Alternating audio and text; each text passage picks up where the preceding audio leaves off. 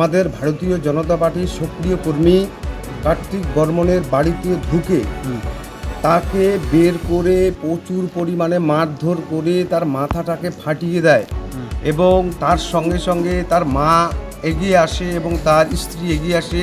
তাদের দুইজনকেও তারা লাথি মারে এবং তাদের শাড়ি কাপড় ছিঁড়ে দেয়। আমি আশা রাখবো যে পুলিশ কর্মীর কাছে তারা যেন এই ব্যাপারটা একটু খতিয়ে দেখেন।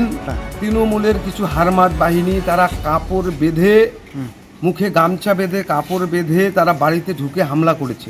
261 নং বুথ দেউচড়াই অঞ্চল এবং 263 নং বাজার বুথ এলাকা এবং 267 নং বুথ, 266 নং বুথ, এসব বুথে প্রত্যেকটা বুথে এরকম চলছে। দেউচড়াই এলাকার মানুষ প্রচণ্ড ভয়ে ভীত হয়ে বাড়িতে বসেছে, বাচ্চারা পর্যন্ত ঘুমোতে পারছে না।